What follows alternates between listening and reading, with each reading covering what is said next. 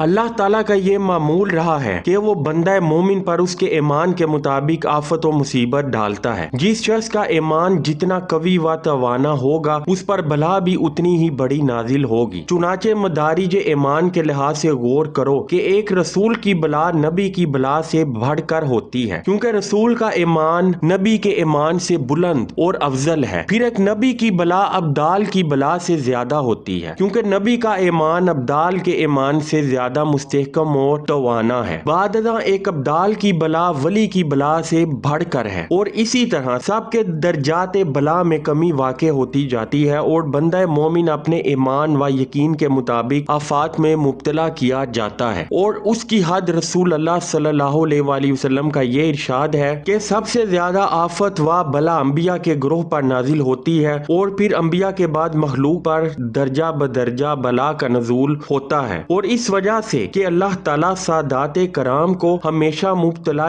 بلا رکھتا ہے تاکہ وہ دائم اللہ تعالیٰ کی قرب و حضوری میں رہیں اور مشاہدہ حق سے تعمیل و دور افتادہ نہ ہوں، کیونکہ وہ اللہ تعالیٰ کے محبوب اور پسندیدہ ہیں، اور محب اپنے محبوب کے بعد کو ہرگز برداشت نہیں کر سکتا، یعنی اپنے محبوب کی دوری کو ہرگز برداشت نہیں کر سکتا۔ پس بلا ان کے قلوب کو ہمیشہ اہل حق رکھتی ہے اور انہیں حق تعالیٰ سے فائل و دور افتادہ نہیں ہونے دیتی۔ اس کیفیت سے ان کی خواہشات نفسانی محو ہو جاتی ہیں اور غیر اللہ سے ان کی رغبت و توجہ ہٹ جاتی ہے۔ وہ حق تعالیٰ کو باطل سے واضح طور پر پہچان لیتے ہیں اور آفات نفس میں مبتلا نہیں ہوتے۔ انہیں وعدہ حق پر سکون و اطمینان حاصل ہوتا ہے اور ہمت وقت صبر و شکر سے راضی بر رضا الہی رہتے ہیں اور حلقے خدا کے شر سے محفوظ رہتے ہیں۔ ان کا قلب تعلق باللہ سے محکم اور توانا ہو جاتا ہے اور اسے تمام اعضاء پر حکومت اور تسلط حاصل ہو جاتا ہے۔ بس انہیں شیوہ تسلیم و رضا سے مزید توفیق عطا